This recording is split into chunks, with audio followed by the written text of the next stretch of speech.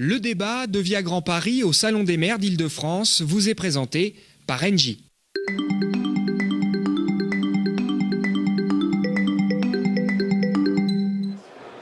On se retrouve pour parler transition énergétique, comment sauver la planète au plus près de nos territoires. Et on va en parler avec Éric Bref. Bonjour. Bonjour. Vous êtes maire de Léville-sur-Orge dans l'Essonne et également président de la Semmardelle. Alors la Semmardelle, c'est une société d'économie mixte qui collecte nos déchets et les retraites pour le plus grand bonheur de notre planète. Alors on va en parler parce que c'est un vrai sujet. C'est vrai qu'on ne se rend pas compte, mais les déchets, ça vaut de l'or. Tout à fait, ça vaut de l'or. Et puis, il faut transformer l'image du déchet en une image positive parce que demain, le déchet, c'est une source d'énergie pas intarissable, mais c'est une source d'énergie dont les potentialités sont importantes et multiples. Voilà, on va rentrer dans le détail dans quelques instants, mais ça veut dire quoi? Ça veut dire qu'avec nos déchets, je peux par exemple mettre dans ma voiture de quoi faire tourner cette voiture sans moteur, c'est-à-dire du carburant. Je peux chauffer, je peux faire beaucoup de choses avec des déchets. On peut, comme vous l'avez dit, alors on peut faire du biogaz. Aujourd'hui, nous, on est producteurs de biogaz. Il y a d'autres déchets avec lesquels on peut produire de l'électricité. C'est ce qu'on fait dans notre incinérateur, mais aussi on peut produire de la vapeur, puisqu'on chauffe une grande partie d'Evry aujourd'hui. Et puis demain, on peut aussi produire de l'hydrogène avec les déchets, et notamment les fermenticides, mais aussi un déchet qui s'appelle le CSR, combustible solide de récupération, qui peut produire du chaud, du froid, de l'électricité, et demain, on espère de l'hydrogène. Voilà, donc c'est une vraie source d'énergie. Alors on va rentrer dans le détail, mais avant qu'on comprenne bien ce que sont les déchets, parce qu'il y a plusieurs formes de déchets. Il y a les déchets ménagers, voilà, tout ce qu'on consomme. Vous mettez dans votre poubelle habituellement. Voilà, alors qu'est-ce qu'on fait par exemple de nos déchets ménagers? Commençons par là. Avec les déchets ménagers, aujourd'hui il y a deux types de déchets ménagers. Il y a ce qu'on appelle les fermenticides, c'est-à-dire le déchet ultime des repas, qu'on peut là aussi mettre dans des outils industriels qui permettent de créer de l'énergie. On peut les mettre à l'incinérateur, c'est généralement ce qu'on fait. Mais aujourd'hui, les incinérateurs ne se contentent pas de brûler. Ils produisent de l'électricité, ils produisent de la vapeur. C'est ce qu'on fait, c'est ce qu'on appelle la cogénération. Et puis, il y a d'autres déchets qui sont des déchets liés aux emballages, les plastiques, les PET, qui sont aujourd'hui une véritable difficulté pour nous, puisque les marchés sont en train de se fermer, et sur lesquels il faut travailler là aussi en produire de l'énergie avec. Et puis, il y a ce qu'on appelle les encombrants, c'est-à-dire grosso modo les meubles, les anciens plastiques, les salons de jardin, et choses comme ça.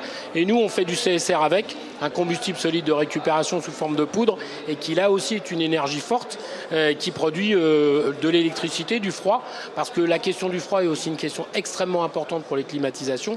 Et demain, on espère bien produire de l'hydrogène avec. Voilà, donc on a identifié les déchets, place maintenant au recyclage. Qu'est-ce qu'on peut faire de nos déchets? Aujourd'hui, on l'a dit par exemple, avec les déchets organiques, on peut faire du biogaz. Voilà, on peut faire du biogaz. Par méthanisation. Par méthanisation notamment. Mais avec les déchets organiques, demain aussi, on pourrait produire de l'hydrogène. Là aussi, on travaille sur cette question-là, sur la fracture et le fait de produire de l'hydrogène avec, parce que les taux de captage sont assez faibles aujourd'hui, c'est-à-dire qu'il y a très peu en fait de villes d'agglomération qui séparent les biodéchets, mais demain ça sera essentiel et demain c'est une vraie énergie pour nous. Donc on est dans la valorisation, dans l'économie circulaire. Revenons au biogaz. Donc aujourd'hui le biogaz, ça peut être une solution aussi de reconversion pour les agriculteurs, ou en tout cas un complément de revenus, parce que avec l'agriculture, on peut produire du biogaz, et ce biogaz on le met ensuite dans un véhicule qui roule au biogaz et on peut faire 500, 1000 km. C'est ce qu'on fait nous avec nos camions de collecte. Une grande partie des agglomérations que nous collectons aujourd'hui sont faites avec des camions à gaz. Et ils font moins de bruit, la pollution est pratiquement nulle et le gaz vient de chez nous. C'est ça aussi l'économie circulaire de demain. Et c'est là-dessus qu'on doit travailler. Aujourd'hui, on est sur des véhicules plutôt industriels. Ça commence à venir sur les petits véhicules de transport, des 3,5 tonnes, sur des bus. Et demain, on espère que les particuliers aussi utiliseront ce biogaz, qui est une source d'énergie qui est importante et aujourd'hui qui est faiblement utilisée. Voilà, et son intérêt, c'est qu'elle pollue très peu, à la différence du diesel. Tout à fait. Alors, on continue sur notre petite leçon de recyclage. On peut aussi transformer nos déchets en chaleur. Tout à fait. Se chauffer, c'est possible. Se chauffer avec. Alors aujourd'hui, il y a beaucoup de villes qui utilisent des énergies recyclables. Alors bien évidemment, il y a les déchets, il y a la géothermie. qui est relativement utilisé, mais avec les déchets, il y a assez peu d'incinérateurs finalement qui font cette cogénération. Nous, aujourd'hui, l'ambition qu'on a, par exemple, sur Évry et puis un peu plus loin, c'est de chauffer environ 70 000 logements. Ce qui n'est pas rien, puisque finalement, les déchets collectés dans ces collectifs reviennent dans un outil industriel qui renvoie de la vapeur et qui permet de chauffer. Et surtout, le prix est beaucoup plus faible aujourd'hui avec ces types d'énergie qu'avec les énergies traditionnelles que sont le gaz et le pétrole.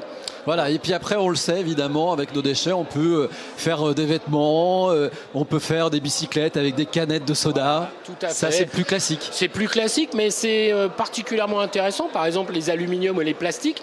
Dans la chaîne de tri qu'on a, nous, on sépare l'ensemble de ces flux, ces matières, et on est dans des filières de recyclage et des filières qui sont de plus en plus importantes parce qu'il y a quand même aujourd'hui une mutation dans les modes de consommation et notamment, par exemple, tout ce qui concerne les canettes aluminium, c'est une vraie filière de développement aujourd'hui avec lequel on peut le réutiliser. La problématique aujourd'hui sur les industriels, c'est sur les plastiques.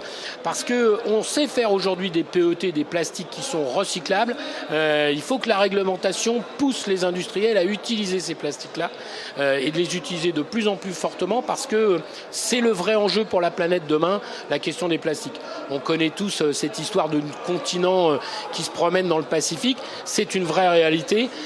Aujourd'hui, on peut travailler sur les emballages. On peut aussi travailler sur d'autres types d'emballages, pas forcément le plastique.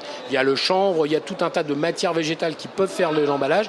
Mais sur le plastique, il faut qu'on pousse au plastique recyclable. C'est vraiment un cri d'alarme qu'il faut lancer parce que sinon, on sera toujours dans la vraie difficulté. Et nous, les industriels, on aura de plus en plus de mal à valoriser ces plastiques-là.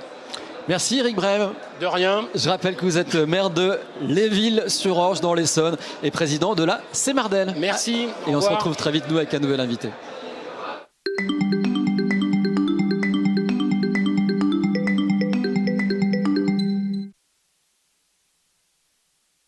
Le débat de Via Grand Paris au Salon des maires d'Île-de-France vous a été présenté par Engie.